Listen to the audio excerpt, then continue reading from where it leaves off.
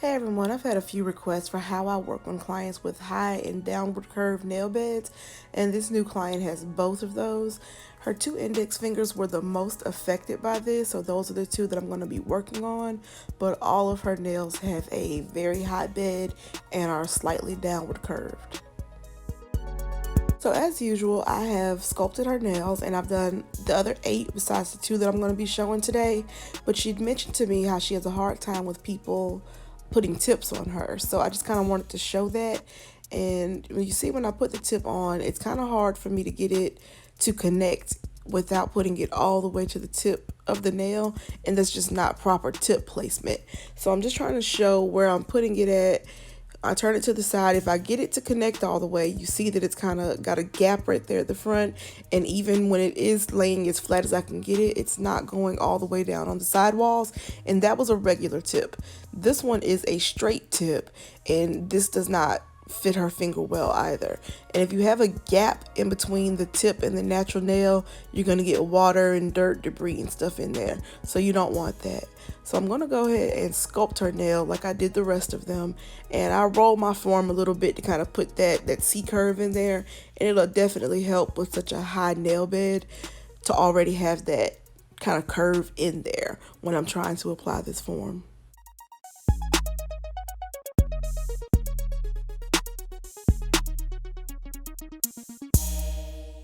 In addition to her index fingers being higher and more downward curved than the other fingers, they're also slightly more narrow. So that also kind of made it a little bit challenging to put the forms on. So you'll see I do this one a couple of times, just trying to get it right to make sure I'm as snug as I can get on the sides and right up under the finger.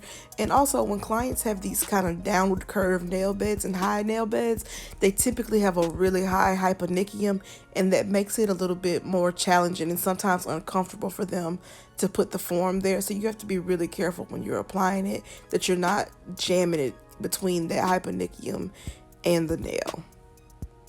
So I left this whole video in real time so that you can see how I actually work on these nails. I didn't speed it up at all. And so you'll see it takes me roughly about 3.5 minutes per nail to make sure that I'm building that out well. And the most important part for this kind of nail for me is to make sure you're actually building up your apex high enough right here, because it seems like the nail looks like it's going to be properly structured, but you have to keep in mind that that nail bed is really high, so that acrylic is much thinner than it appears like it is, because the majority of that under there is her nail bed curved up.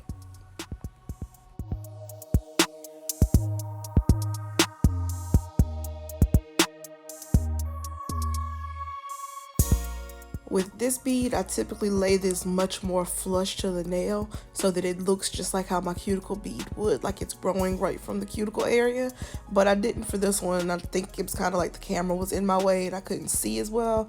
But you'll see it better when I do the other index finger, what I mean. But even when I lay my cuticle beads with this one, it's going to blend out nicely.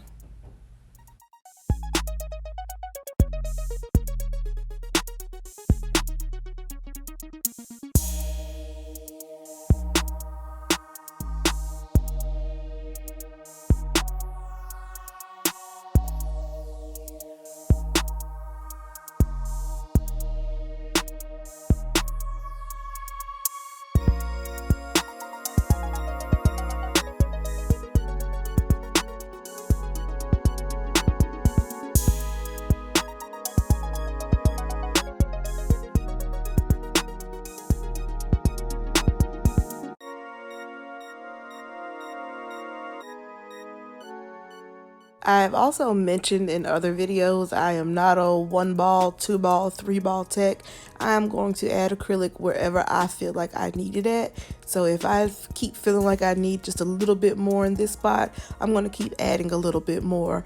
And I would rather add several small balls, like in this cuticle area down here where I'm working right now, than put one that's way too big and I end up having to file off a lot when I could just add a little bit at a time to make sure I'm getting it exactly how I want it.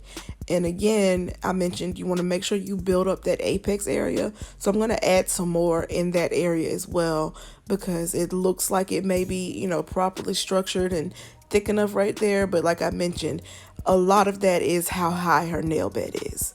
And we're going to be filing under that nail to give it more of a less curved appearance.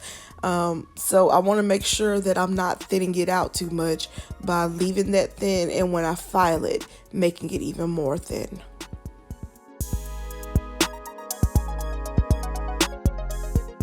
Something else that you could do at this step is you could make that free edge a whole lot thicker, so that when you file underneath and you straighten it out, and then you take your e-file and you can kind of dig out that C curve, it'll give it even more of a straight appearance.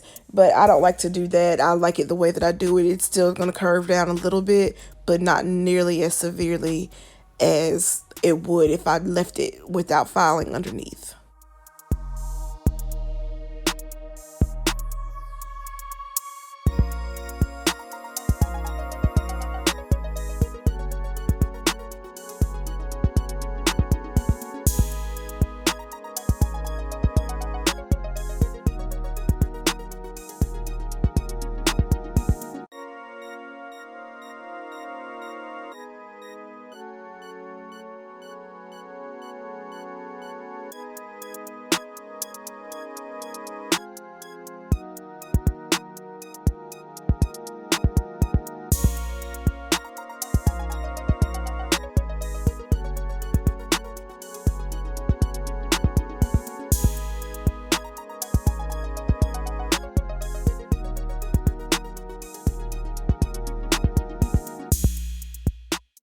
On this finger, you'll notice that there's a bit of a gap between the form and her finger, and that's because her hyponychium is so high. Now, if you wanted to adjust that, you could cut and modify the form, but I don't. I just work a little bit drier by draining the beads out, and I kind of built the sides up a little bit so that she has more of a sidewall added without me having to take the time to cut and modify a form.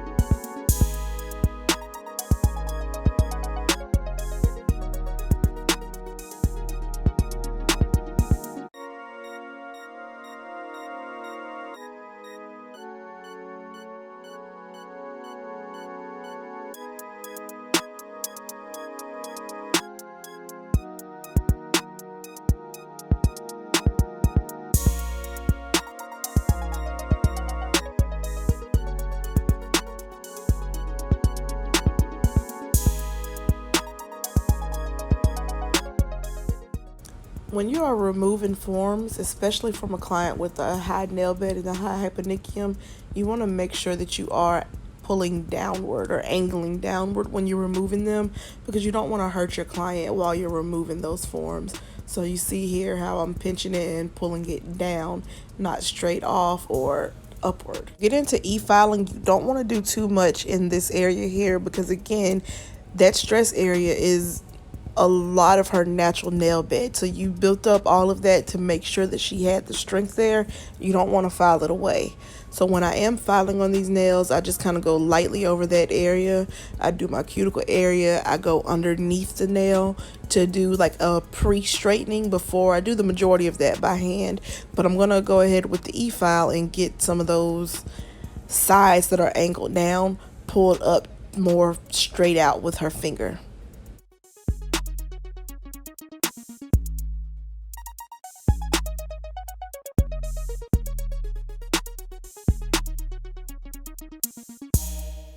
I mentioned this video was going to be on the index fingers, but I left this thumb in because I felt like my finger was in the way and you couldn't really see me going over the cuticle area and the sides as well.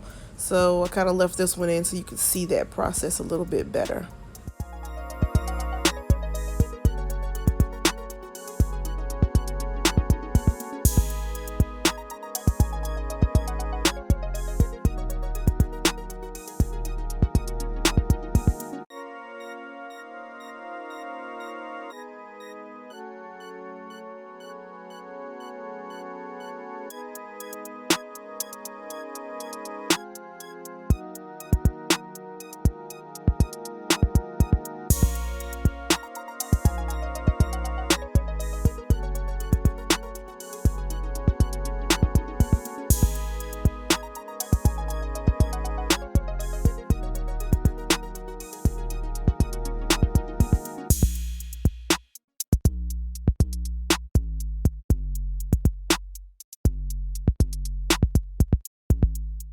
My hand filing process for these kind of nails is pretty similar to normal. I do the sides, I file underneath, and after I'm done with all of them, I'll file the tip of the nail to get it straight and flat. But I'm going to show a better angle of me getting right up under that side to decrease the curve.